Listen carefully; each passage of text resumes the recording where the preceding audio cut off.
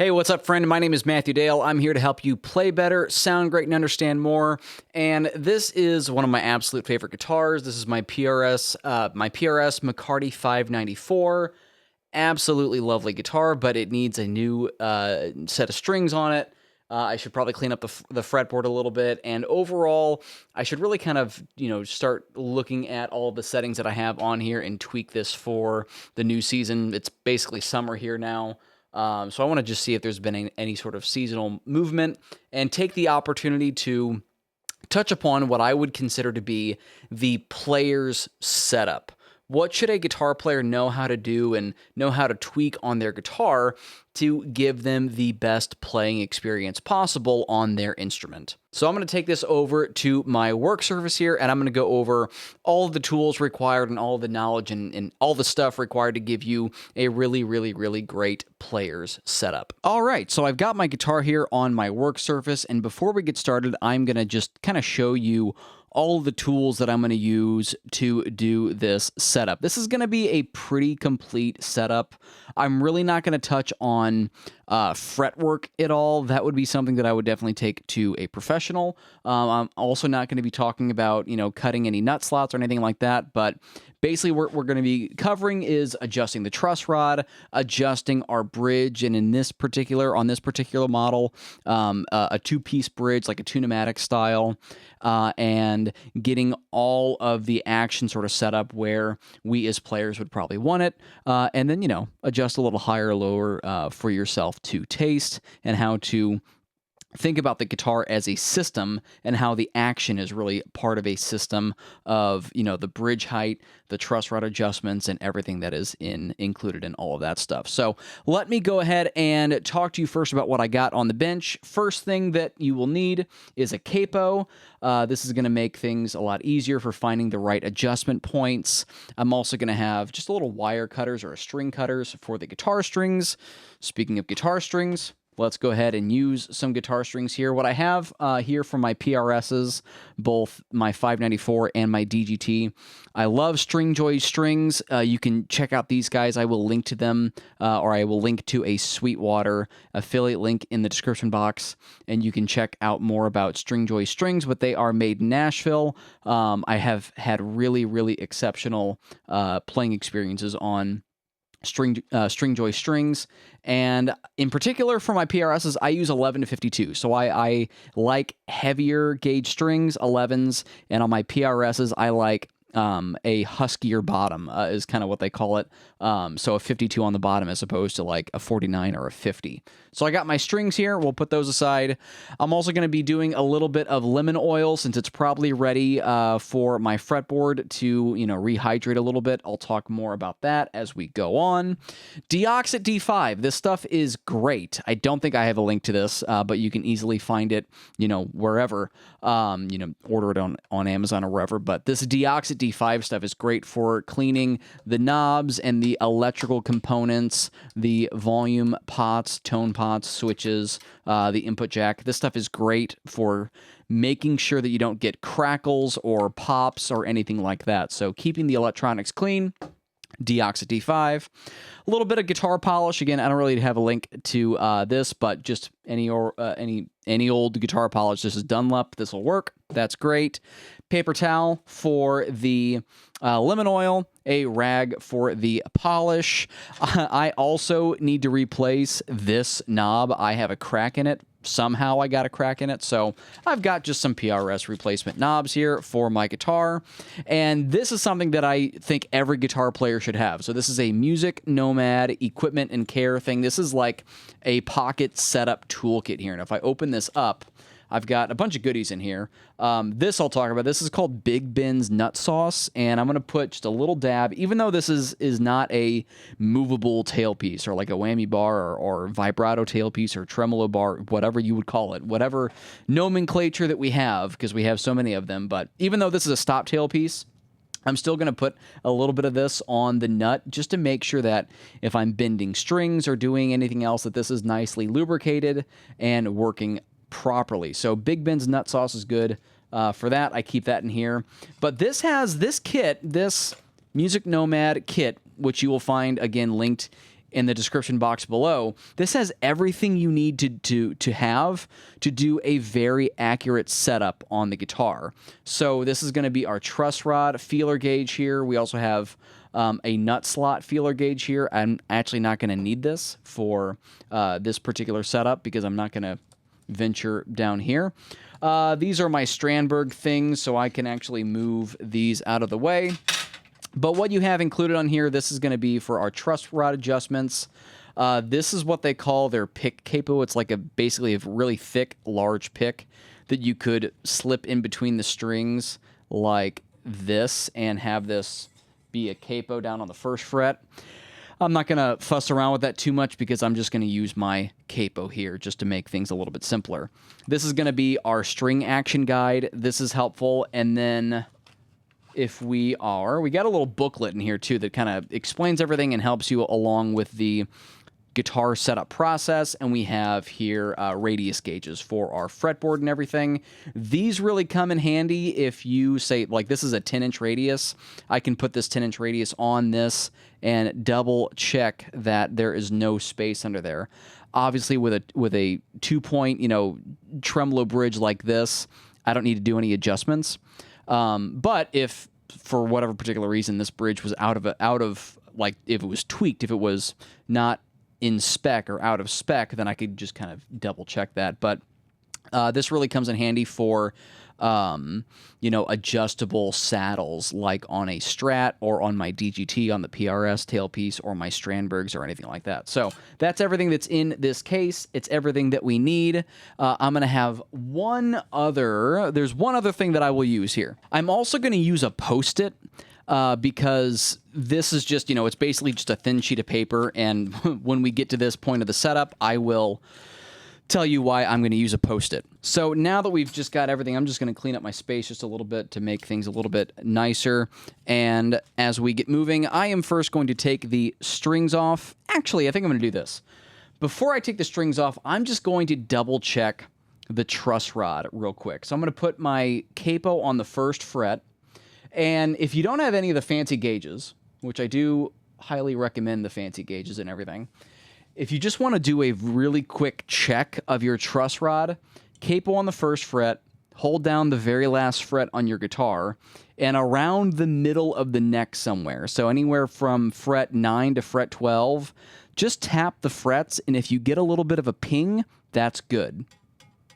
I don't know if you can hear this much, but I can physically hear the string making contact with the fret. And it's only a little bit. It's not a ton of room, right? I'm not like pressing this down.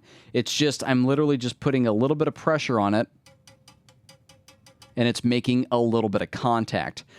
What we want in our guitar neck is a little bit of relief. We don't want this dead flat, because if it was dead flat and we fret a note, then this is going to actually, the note isn't going to resonate at its true potential because it's going to be too flat, and then this, you could, run into high frets up here. We want a little bit of neck relief to mitigate that. So that's just a quick way of doing that, listening for just a slight ping. If we grab the feeler gauge that's over here in our Music Nomad thing here, this gives you very specific directions after you put a capo on the first fret. And I love that the directions are actually written on the gauge itself in this, in this cover here. And this calls you to press down on the 12th fret, and then we'll put our feeler gauge here. This is 6/1000ths of an inch. We're going to take our feeler gauge on fret 6 and just slide it on the 6th fret, making sure that it has a very, very, very light contact on that 6th fret there with this. This is their electric guitar gauge here, and obviously this is an electric guitar. And I'm making very slight contact. I feel like that's going to be pretty good for the truss rod. So I probably don't need to tweak the truss rod on this. If it was too bowed, if there's too much, if there's not any contact on that feeler gauge, you're going to want to tighten the truss rod up. So undo this cover, or if your truss rod is down here, righty-tighty, lefty-loosey, the same old saying holds true. Tighten up the truss rod. It will bring this fingerboard or the neck, it'll make it flatter. If it's too flat, if you can't get that feeler gauge in there, or you don't get any ping, if it's already making contact with the frets, then you're going to want to introduce a little bit of relief. Now, my guitar, even though these are old strings, they're not super old, and I am in tune. If I was to take this capo off, you might not be able to hear that through my microphone, but these are relatively in tune. So I feel pretty good about the truss rod on this for right now. I will double check that again after we get the new strings on. So I'm going to take these strings off. I'm going to clean up the body a little bit and clean up the fretboard a little bit. So let's get that process started. So I have the strings loosened up, and at first I wasn't going to mention the string winder, one, because you might already have one, but also this is locking. This guitar has locking tuners on it, and if I'm like restringing something with locking tuners, I don't always use one of these because I just don't need the same amount of rotations as I would a regular tuner, a non-locking tuner. But then I got lazy, and I decided that, you know, maybe I'll go ahead and use this. So also, you know, string winder.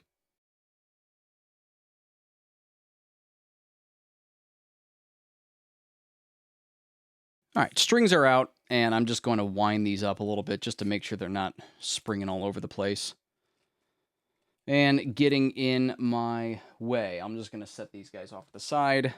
And a nice little benefit about the PRS tailpiece down here is that it's open on top, so it's really easy to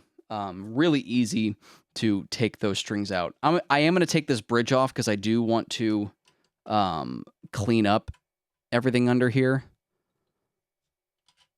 And also, I want to show you the process of doing a setup. So I'll go ahead and leave this guy down. This is all the way down, and that's okay. And I'll show you why when we get to that point. But for right now, I'm just going to take this paper towel first. And before I put the lemon oil on, I'm just going to get any sort of grit or stuff off of it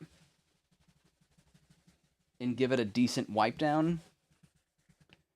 It's not too bad. I mean, it's a little discolored there, but now I'm going to take the lemon oil, and this is what I do. Now, you don't want to do this every single string change. You'll just flood your guitar.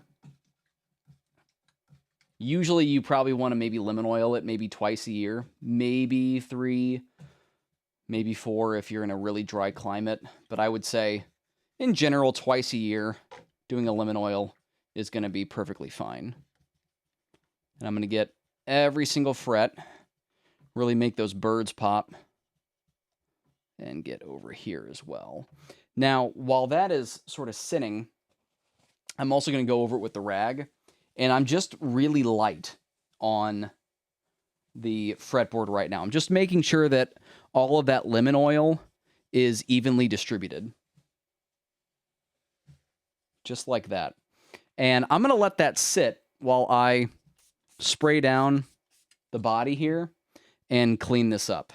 So this is a nice, you know, bath for my 594 here, which I have affectionately named Rosie, which is probably confusing since it's not red or pink or something.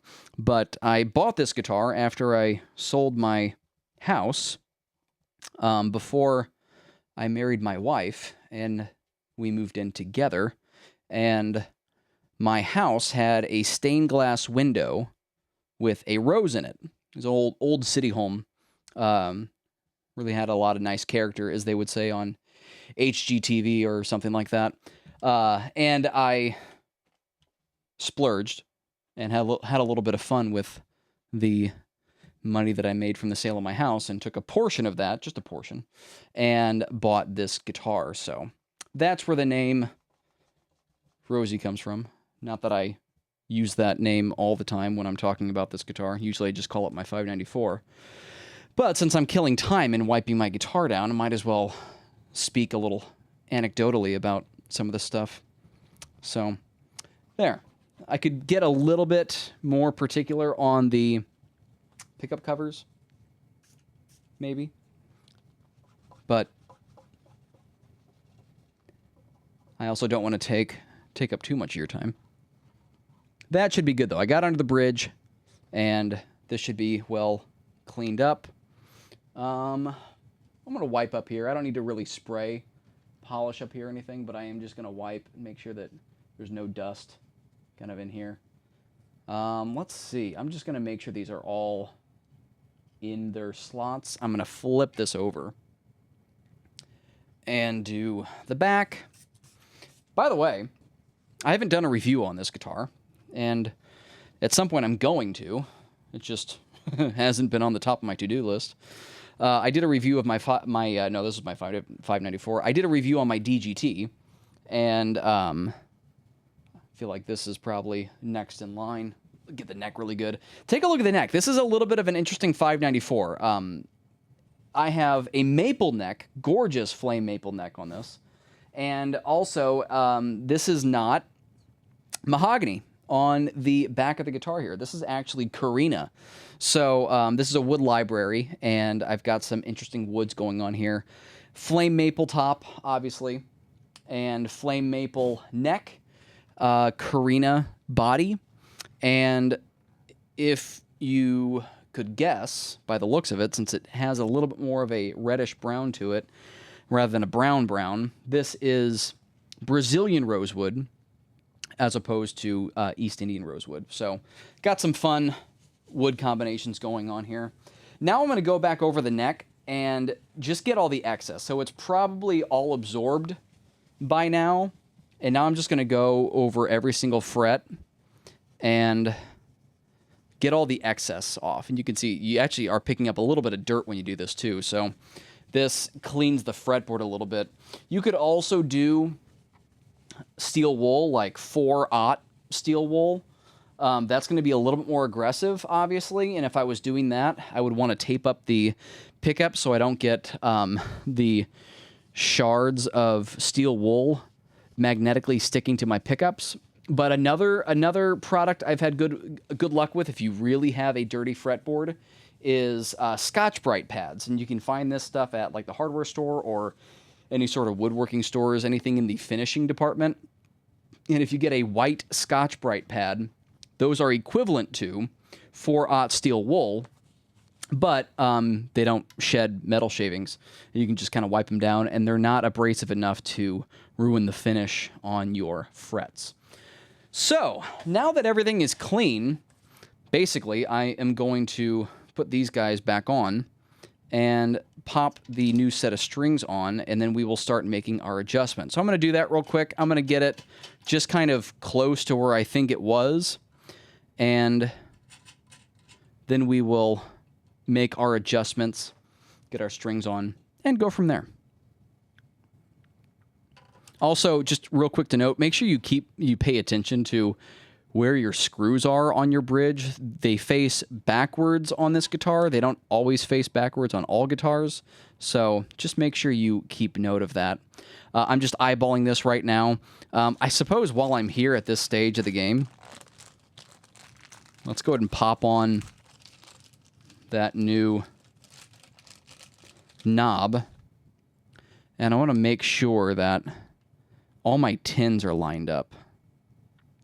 Looks like it should be about right here. And these are just like a friction fit, or should be. Very friction fit. Just like that. And now we're back in business. Okay, good. And that tin is lined up appropriately. Great, I love it. This is not a restringing video per se, so I'm just going to do one of these. I'm going to grab my low E string here, and then I'm going to just blow through the rest of them.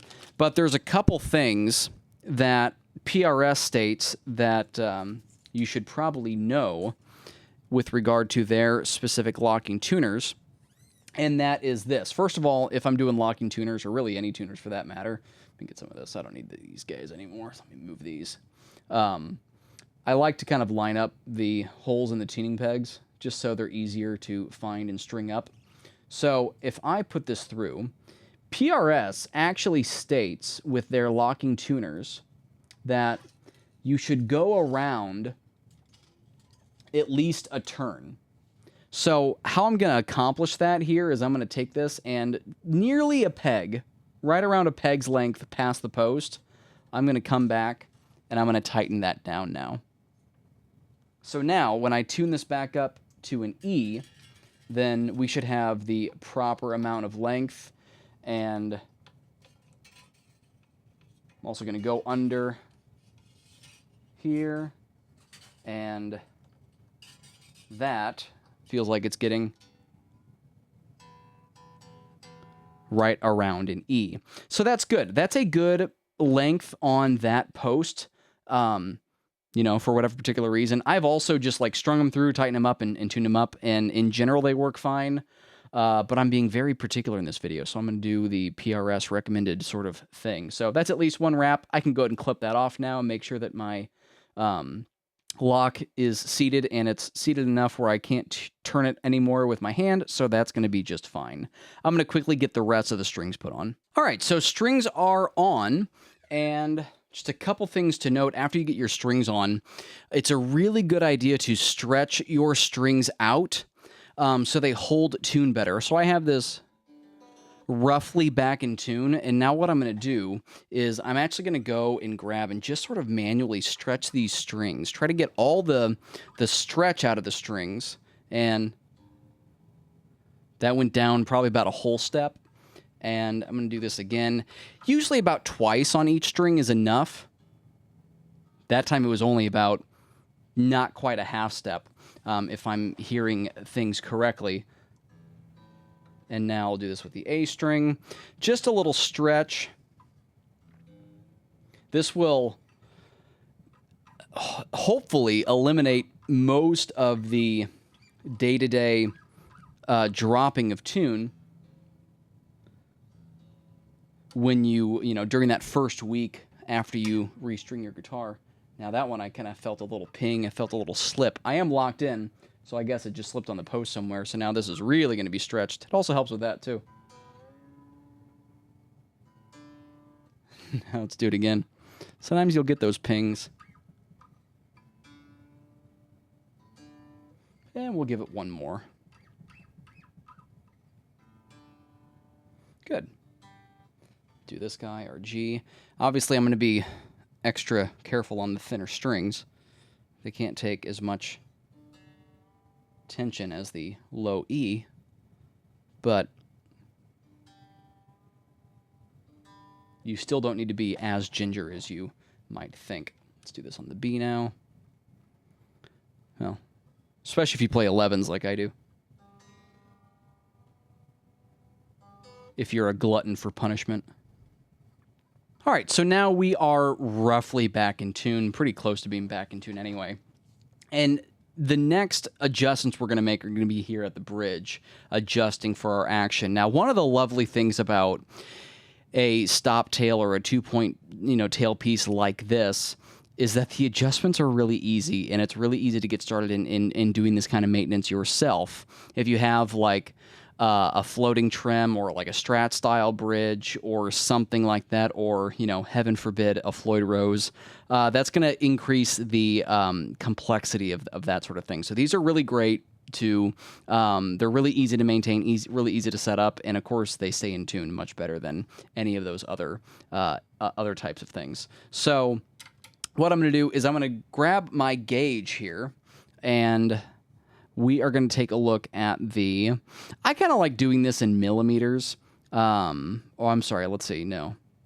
What do I like doing? One side is millimeters, so I could do it in millimeters. And then the other side is imperial, and then I like doing this in the decimal points down here. So I have that. Here's what we're going to do. We are going to capo the first fret. That's how we're going to gauge our action. String height in particular. Action is actually the entire system. What we're adjusting here is the string height. Like I said, I could also go back and just check to make sure that my truss rod didn't shift at all. So I'm going to just grab this guy again.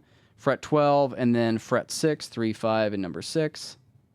And I'm still just barely touching on that fret. I still feel good about the truss rod adjustment.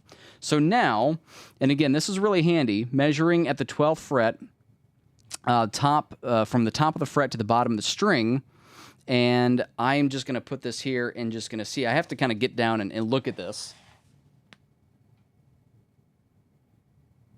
And right now, this is saying that I'm at 0.07 on the gauge. And if we look at our chart here, that's like a medium high.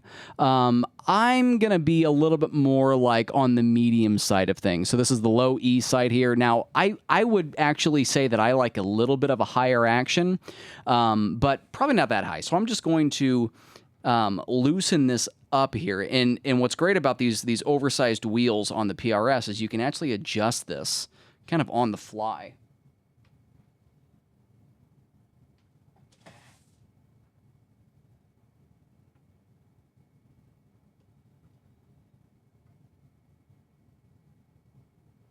So now that is right above 0.06, probably close enough to call it 0.065. And I like the way that that looks. If we look at it in 64ths, I'm probably at about 4/64ths. I think this is just a little bit more accurate here. Now, I'm also out of tune, so I lowered this, so I've effectively detuned my guitar.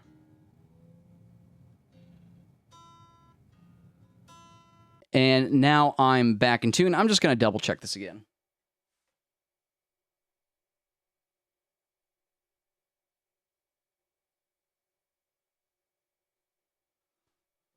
And make sure I get my capo on, because all of these adjustments are seen with the capo.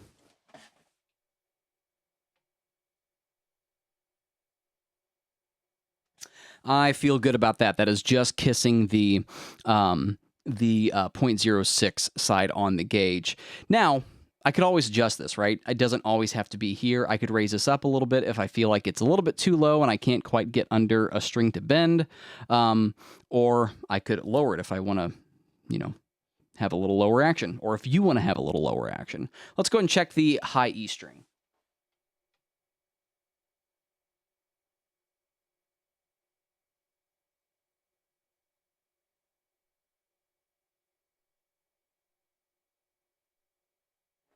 High E is also reading a bit high. It's probably right around like 0.06. I want to be closer to 0.05. So again, I'm going to tighten this lug in, drop that bridge down a little bit.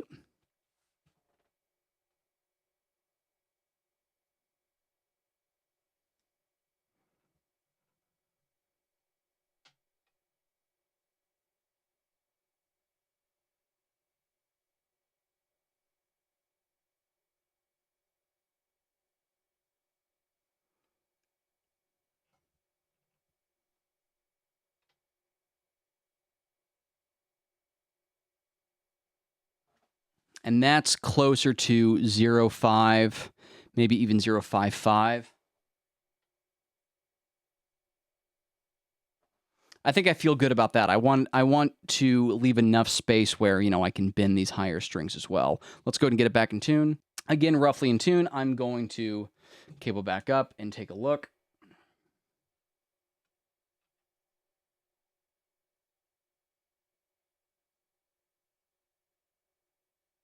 And again, I feel good about that. Probably right around that medium action suggestion of 0.65 and 0.55.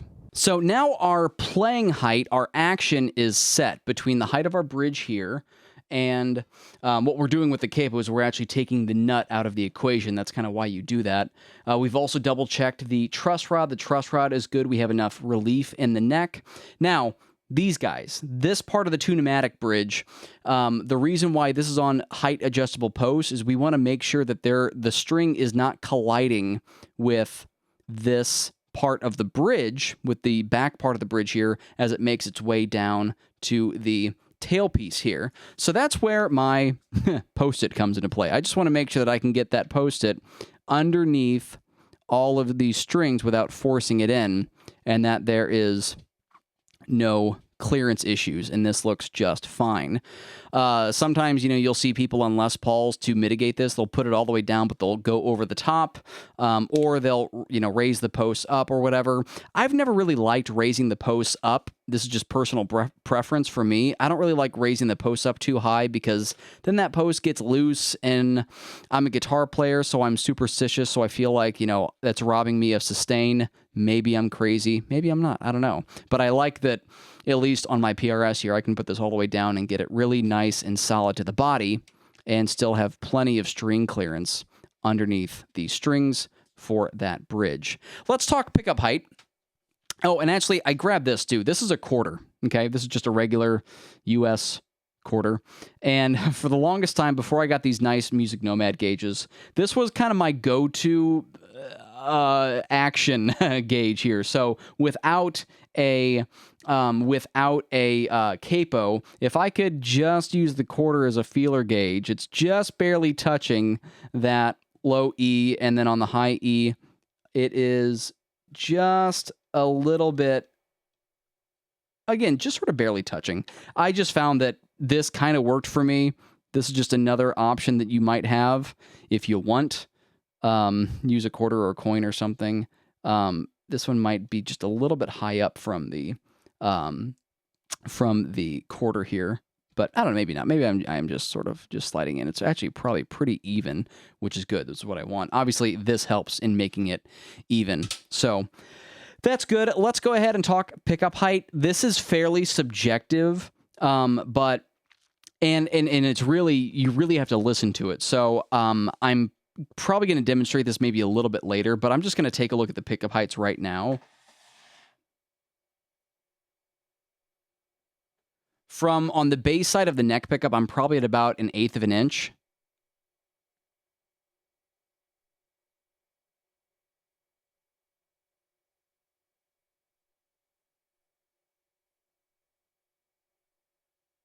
And I'm probably closer to 3/32 on the treble side. And then back here, I'm going to be a little bit closer on the bridge pickup.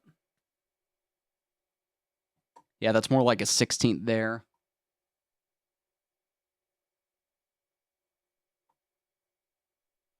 And I might actually lower that in. So what I think I'm actually going to do is actually tighten this up to lower that pickup just a little bit. And I'm going to check it now.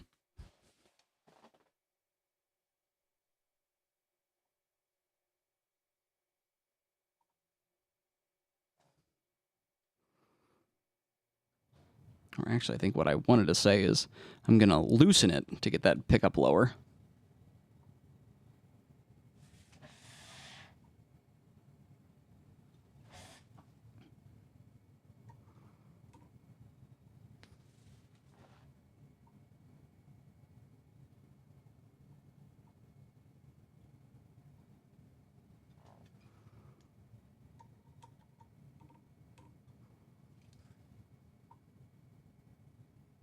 And I think that's pretty good. That's getting close to like 3/32, a little bit over 1/16 of an inch.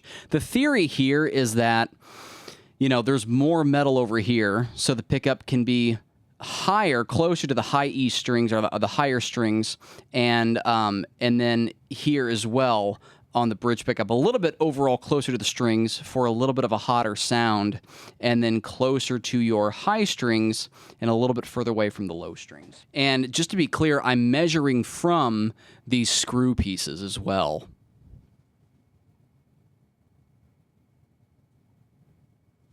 Yeah, and we'll hear what that sounds like. I want to make sure it sounds nice and even between the two, but you don't want, if your pickup, if you like play a note and you hear it warbling, like it's kind of going in and out of tune, that's how you know that you have a pickup that is too close to the strings. So back it off a little bit.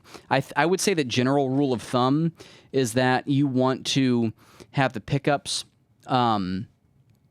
just to the point like before they are at that warble zone. So you get, you know, the most output you can out of the pickups without it actually impeding the vibration of the strings. Now, last thing, I really can't do anything to adjust this, but just to double check, I know this is a 10-inch radius, so I'm going to grab, again, my handy Post-it and find the sticky side there. And I'm just going to go over, this is the 10-inch radius side of this gauge, and I'm just going to make sure that all of my strings are pretty much making contact. There's a little bit of grip there, And then, yeah, there's contact, there's contact. There's a little less grip there, but again, I really can't do anything about this. What you actually do want to do is measure this from about 1/4 inch back from the bridge. So I should actually be a little bit more particular to that. Yeah, we're getting a little bit of space there, but with this bridge design, I can't really do that. If I had adjustable saddles, I might raise the D and G up a little bit, but you know, I've been playing this guitar for a long time and I like the way it plays, so I'm going to leave that there. It's pretty much in the ballpark of being right on that string radius.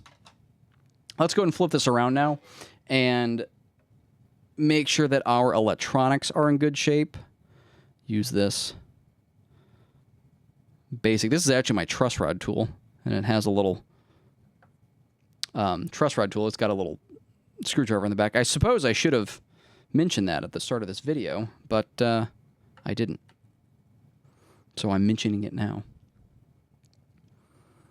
I also should take this time to mention that I totally didn't put any of that nut sauce on my nut while I was putting the strings on, because I wanted to get through it fast and totally forgot about it. So that should be fine. I put it in last time I changed the strings on this guitar, so again, I'm not too worried about it because I'm not doing any dive bombs on this guitar since it is not equipped for that.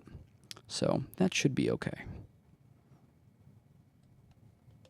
You won't tell anyone, will you? All right, let me get the switch up here as well. If you have trouble getting these covers off, your feeler gauge can be handy at doing this. How about that? All right, so now we see our the insides of our guitar here. Something that I do love about this guitar, and I just think is kind of funny. Like every so often, you'll hear someone that maybe PRS guitars are not their favorite, and that's fine. You know, everyone's got their tastes. But sometimes I hear people saying, "Oh yeah, well, you know, he's always using fake tops and whatever." But if you can actually see the back end of this top, you can see that flame all the way through on the back side, which I think is outstanding. That's just kind of a nerdy thing just for me. So what I'm going to do here is in all of my pots, and even in these push-pull pots, I am going to, that's such a little greasy in there, I'm going to spray this deoxit and clean all of my switching up. And basically what you want to do, I'm just finding the gap in those volume pots and spritzing a good spritz in here. Same thing with the tones. And I'm going to get up on the shaft of the push-pull here. And this stuff dries. It doesn't leave any harmful residues or anything. So don't be afraid of it. And we'll spray the switch, and I'm going to spray the jack as well. And now what I'm going to do is flip this guy back over, and I'm just going to run through the range of all of my potentiometers, and the switch is probably, this is probably good because I'm on the switch a lot. Make sure, especially around the extremes, like 10 and 0, you just want to make sure that this is all really clean and dust-free. Same thing with the tone knobs. This will eliminate that awful scratching sound. That sound sounds awful through like a big PA system, too. Go through the push-pulls. That should be good. Through the full range there, full range here, around 0 and 1, and 10. And now, we're just going to take this, and any sort of that residue that has come off, we're just going to give this another quick wipe down. We're going to flip it back over, and I'm going to button it up, and I will meet you back over by my desk, where we talk about the final ingredient of the player setup, which is going to be intonation. All right, we are back in action over here. I have got my lovely cleaned up and fresh string back plugged in. It's not actually quite perfectly in tune, so I'm going to go over to FM9 Edit, and let's go ahead and use the tuner function here. Now, I'm doing this so you can see it here, but over on the actual unit, the little red circle down on the actual physical unit is a strobe function on the tuner. We're going to use that to check our intonation. So the first thing that we need to do to check our intonation is make sure that we're actually fully in tune. And this is a very accurate tuner on our Fractal devices. I guess while I'm talking about Fractal devices, if you have an FM3, an FM9, or an Axe 3, and you want to check out some of my favorite tones for yourself, you should download my Fractal Blocks library. It is 100% free, and you can find it over at matthewdale.com/blocks. And all of my favorite amps and cabs and effects are over there. I have a helpful tutorial to get it up and running over on that website as well. And you can check out some of my favorite tones for yourself. I'm actually a little sharp here. My ear was just slightly sharp while making this video. All right, we'll do one other check. Always do a second pass through tuning as you're doing this. And I like to play it and let the string rest. Some people will kind of be on it like this, but technically, those are still stretching the string as you're vibrating it. So, trying to be real. Also, if you're sharp, you want to tune down past the note and bring it back up.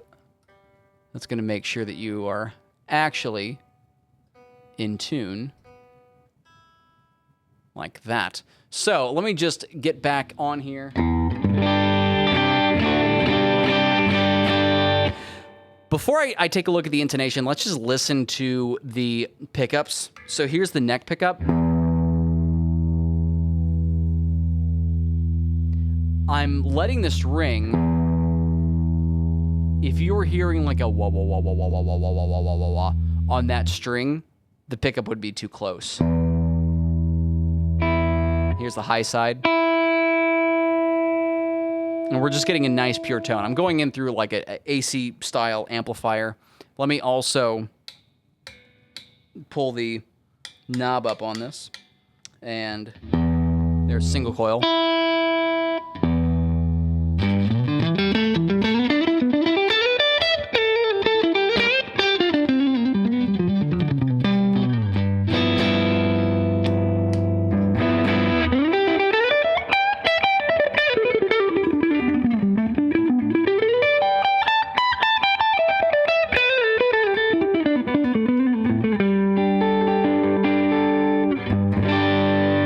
Let's do the bridge pickup.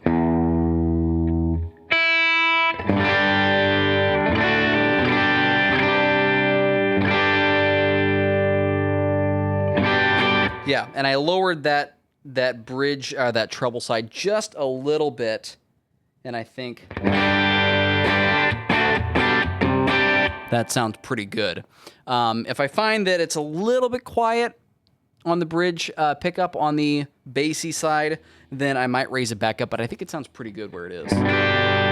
So intonation, I'm going to go back to my neck pickup because the neck pickup is a little bit more pure, and I'm going to bring the tuner back up. A strobe function is really good for this, but you don't need a strobe tuner to check your intonation. Here's what we're doing. We're going to check the open string, which is right around. I'm going to let it ring. It's stretching a little bit, so I'm going to just bring it back up where it's really close to... There's a sense readout on here, so I'm like right around 0.1 or 1 cent off. Now I'm really close. Splitting hairs here. So now what I'm going to do is I'm going to play the harmonic at the 12th fret. And you're going to see it's going to rest right where the open string should also rest. 0.05.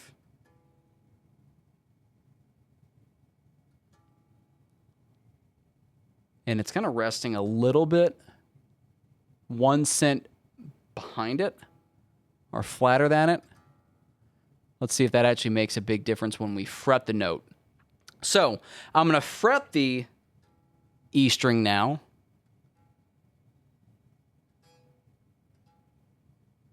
And this is actually reading at 2 cents. 1 cent. It also depends on how hard you're pressing down. If I press down hard, I can really actually bend it out of tune, right? So I actually want to play this right around how I would play the guitar. And I'm about maybe 2 cents off. That might make a bit of a difference. I'm going to check my other ones first. Here's the A string. And we're plus 1 cent. Here's the harmonic. I might actually need to adjust. That one's actually off quite a bit, so I think I'm going to adjust that.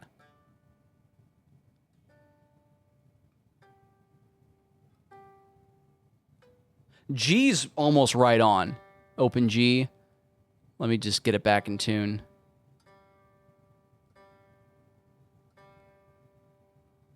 And harmonic on G, right at 0. G's not right on, sorry. I'm about 3 cents higher. B, fretted B, or harmonic B, fretted B. B looks right on. Here's B. Harmonic B. That one's close. Fretted E. On my strobe, it's dead on. And my strobe is just a little bit off on the tuning. As we can kind of see that there in the sends readout. Now, some of this is going to be just fine because we're kind of playing around this, but I think I'm going to take a look at the A string and maybe the D or the G. I'm going to go back and double check these. So here's the theory of this. Basically, if I am, let me go back to the A since it's the biggest offender here. Yeah, and I'll demonstrate this on the A string and then you can wash, rinse, and repeat. Since the A is sharper, that means there is less string from here to here than there would be from here to here. So how do I rectify that? I lengthen this part of the string with these saddles here. So here's how I'm going to do this, just so I have better access. I am going to loosen our A string up, and I'm just going to move it off the saddle, just so I can get to that screw a little bit more. And I'm just going to pull this saddle back towards me just a little bit by tightening that screw. That's a very small change. Let's see if it made a big difference. This is also nice doing this on a stop tail guitar because you're not changing all of the other strings while you do this, and it makes it quite a bit faster. So again, let's get it right around 0. Harmonic, resting at 0.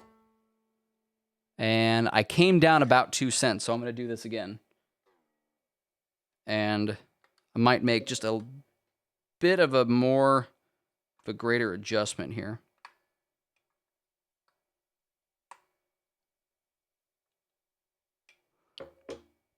That was about 2 full turns.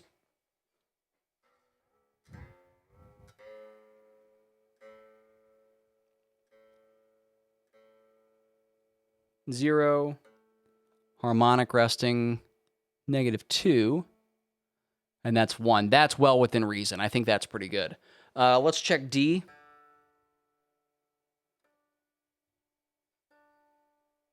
That one could be better. And I think the important part is that you are also, again, I'm going to lengthen the D here, that you are also pressing the string roughly at the same pressure that you would probably be playing the guitar.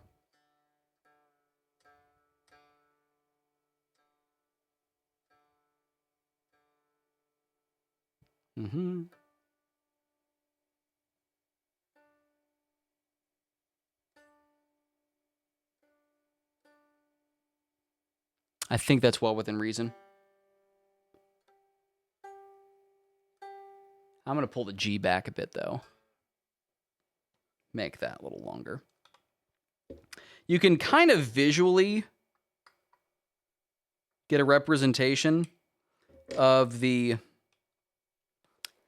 whether or not your guitar is properly intonated, because on something like this, wherever your wound strings are and wherever your going too high, wherever your wound strings and your unwound strings are, there's going to be a break. So if I hold this guitar up, you can see I'm pretty well within reason here on intonation.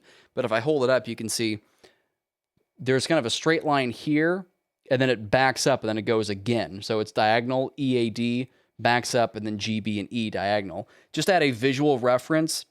That'll just tell you whether or not you are close or not close at all, if something looks awry.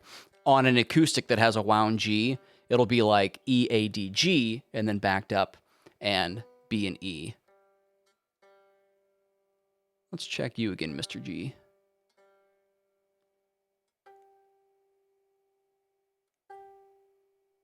Yeah, that's great.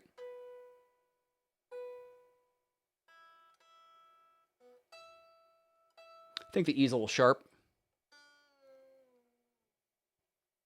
And the next thing I'm going to do is this. So let's just back this guy up.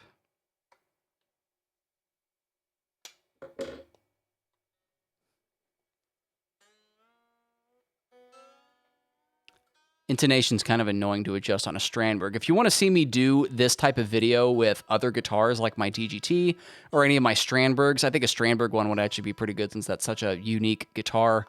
Let me know in the comment space below. And that is right on. So let's get this guy off. And here's going to be my check. Bridge pickup, so it's brighter. I'm just going to play this triad with a fifth on top. And I want this to sound very consonant as I move up the neck.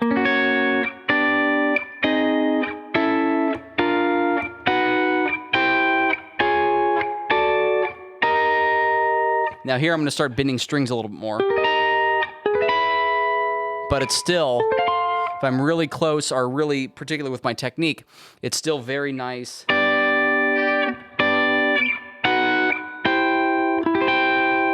And consonant. So that is the player's setup. I'm going to link again to this really handy piece of equipment here, the Music Nomad setup kit. And I think it retails for around like $60 or $70, but it is worth every bit of that because it makes doing adjustments like this really easy and super accurate, which is great. My name is Matthew Dale. I'm here to help you play better, sound great, and understand more. Thanks for joining me in this video, and I will see you next time.